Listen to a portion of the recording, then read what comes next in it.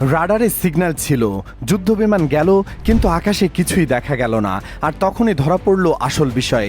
রাশিয়ার একটি সংবেদনশীল সামুদ্রিক অঞ্চলের খুব কাছাকাছি পানির নিচে অবস্থান করছিল একটি অজানা সাবমেরিন। কিন্তু প্রশ্ন হচ্ছে, এটি শুধু সামরিক অনুপ্রবেশ ছিল, নাকি এর পেছনে ছিল আরও বড় গোয়েন্দা খেলা? আর এখান থেকেই শুরু হচ্ছে আসল আলোচনা। প্রথমে একটি বিষয় পরিষ্কার করা দরকার, এই ঘটনার পূর্ণাঙ্গ সরকারি নথি প্রকাশ্যে নেই। যা জানা যাচ্ছে তা মূলত বিভিন্ন রুশ প্রতিবেদন, সামরিক বিশ্লেষণ এবং পরবর্তী আলোচনার ভিত্তিতে। তাই এই ঘটনাকে নিশ্চিত চূড়ান্ত সত্য হিসাবে না দেখে একটি গুরুত্বপূর্ণ নিরাপত্তা সংকেত হিসেবে বিশ্লেষণ করাই বেশি যুক্তিসঙ্গত। এখন আসি ঘটনার কেন্দ্রে। রুশ সামরিক পর্যবেক্ষণ ব্যবস্থায় একটি অস্বাভাবিক সিগন্যাল ধরা পড়ে। প্রথম নজরে সেটিকে সাধারণ মাছ ধরার ট্রলারের মতো মনে হলেও দ্রুত সন্দেহ শুরু হয়, কারণ সিগন্যালটি নড়ছিল না, দীর্ঘ সময় ধরে একই অবস্থানে ছিল।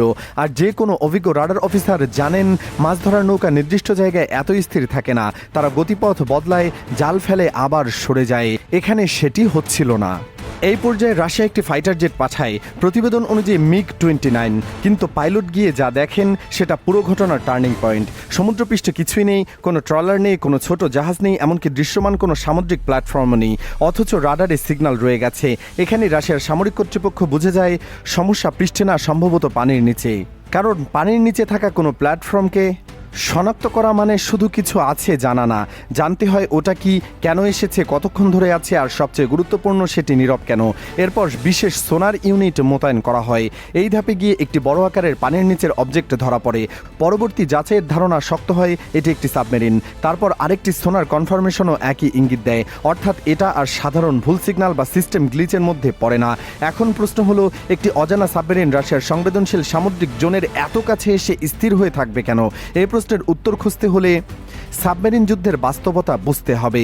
সাবমেরিন সবসময় আঘাত হানার জন্য আসে না, অনেক সময় এর প্রধান কাজ থাকে শোনা, মাপা, রেকর্ড করা, প্যাটার্ন ধরা, অর্থাৎ কোন ঘাঁটি থেকে কী ধরনের জাহাজ বের হচ্ছে, কোন সময় সাবমেরিন চলাচল করছে, পানির নিচে কেমন শব্দ তৈরি হচ্ছে, এসব তথ্য সংগ্রহ করা। সহজ ভাষায় বললে, যদি এই সাবমেরিনটি সত্যি বিদেশি হয়, তাহলে সেটি সম্ভবত রাশিয়ার সমুদ্রতল নিরাপত্তা ব্যবস্থাকে পরীক্ষা করছিল। আর এই জায়গাটি এখন সবচেয়ে বেশি আলোচনায়, কারণ কোনো সাবমেরিন ঘাঁটির আশপাশে অজানা সাবমেরিনের উপস্থিতি শুধু অনুপ্রবেশ না, এটা সরাসরি একটি বার্তা। এই বার্তাটি হতে পারে তিন ধরনের। প্রথমত, আমরা তোমাদের কাছাকাছি আসতে পারি। দ্বিতীয়ত, তোমাদের নজরদারি ব্যবস্থার সীমাবদ্ধতা আমরা বুঝতে চাই। তৃতীয়ত, প্রয়োজনে ভবিষ্যতে আরও গভীর অপারেশনের জন্য আমরা এখন তথ্য তুলে ধরছি। আরেকটি গুরুত্বপূর্ণ বিষয় হলো, প্রতিবেদনে বলা হয়েছে রাশিয়া পরিস্থিতি দ্রুত সামাল দিতে বিশেষ প্রশিক্ষিত কমান্ডো দলকে বিমানযোগে পাঠানোর সিদ্ধান্ত নেয়। এই অংশটি সবচেয়ে অস্বাভাবিক এবং বিশ্লেষণযোগ্য, কারণ সাধারণভাবে সাবমেরিন শনাক্ত হলেও প্রথম প্রতিক্রিয়া হয় অ্যান্টি সাবমেরিন ওয়ারফেয়ার প্ল্যাটফর্ম, যেমন helicopter, maritime patrol aircraft, frigate, sonobuoy network বা নিজস্ব সাবমেরিন। সরাসরি কমান্ডো মোতায়েনের সিদ্ধান্ত ইঙ্গিত দেয় দুই সম্ভাবনা: এক, পরিস্থিতি অস্বাভাবিক জরুরি; দুই, উপলব্ধ তথ্যের কিছু অংশ হয়তো পরে রিপোর্টিংয়ে সরলীকৃত বা নাটকীয়ভাবে বর্ণিত হয়েছে। এখানে ঠান্ডা মাথায় একটি বাস্তব প্রশ্ন তুলতেই হয়, একটি ডুবন্ত বা ডুব দিতে প্রস্তুত সাবমেরিনের ওপর প্যারা কমান্ডো পাঠানো কতটা কার্যকর? সামরিক যুক্তিতে এটি খুব সীমিত উইন্ডোর অপারেশন, অর্থাৎ সাবমেরিন যদি পৃষ্ঠের খুব কাছাকাছি থাকে তখনই এমন পর্যবেক্ষণমূলক পদক্ষেপ নেওয়া সম্ভব। আর ঠিক সেটাই নাকি ঘটেছিল। কমান্ডোরা নামার আগেই সাবমেরিন দ্রুত গভীরে সরে যায়। এখানে যদি ঘটনাটি সত্যি হয়, তাহলে বোঝা যায় সাবমেরিনের ক্রুরা রুশ প্রতিক্রিয়া খুব দ্রুত শনাক্ত করেছিল। মানে তারা শুধু এসেছিল না, তারা পরিস্থিতি পড়তেও পারছিল। এরপর সামনে আসে আরও গুরুত্বপূর্ণ প্রশ্ন: রাশিয়া কেন আনুষ্ঠানিকভাবে দেশের নাম বলেনি? এখানে কৌশলগত নীরবতা খুব স্বাভাবিক জিনিস, কারণ প্রমাণ ছাড়া কোনো দেশকে দায়ী করলে কূটনৈতিক ঝড় বয়ে যেতে পারে। আর প্রমাণ থাকলেও সবসময় তা প্রকাশ করা যায় না। কেন? কারণ একবার যদি রাশিয়া বলে দেয় যে কোন দেশের সাবমেরিন তাদের ঘাঁটির কাছে এসেছিল, তাহলে তাকে দুটি জিনিসের জবাবও দিতে হবে। প্রথমত, সেটি এত কাছে এলো কিভাবে? দ্বিতীয়ত, তারা সেটিকে থামাতে পারলো না কেন? অর্থাৎ এই নীরবতা শুধু কূটনৈতিক না, অনেক সময় প্রতিরক্ষাগত অস্বস্তি ঢাকার কৌশলও হতে পারে। আপনার কি মনে হয়, এটা শুধুই সামরিক গোপনীয়তা, নাকি ভেতরে ভেতরে বড় ধরনের বিপর্যয় বা ব্যর্থতা ঢাকার চেষ্টা? বাল্টিক ও উত্তর ইউরোপীয় সামুদ্রিক অঞ্চল এখন বিশ্বের সবচেয়ে স্পর্শকাতর জায়গাগুলোর একটি। ন্যাটো ও রাশিয়ার সম্পর্ক দীর্ঘদিন ধরেই উত্তেজনাপূর্ণ।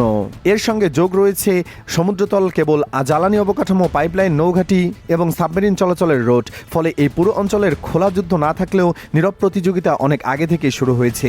এই নীরব প্রতিযোগিতা কেমন? পৃষ্ঠে শান্তি থাকে, পানির নিচে ট্র্যাকিং চলে, রাডারে সীমিত উপস্থিতি দেখা যায়, কখনো ড্রোন, কখনো রিকনসাইন্স এয়ারক্রাফট, কখনো গবেষণা জাহাজের আড়ালে সামরিক নজরদারি, আবার কখনো সাবমেরিন।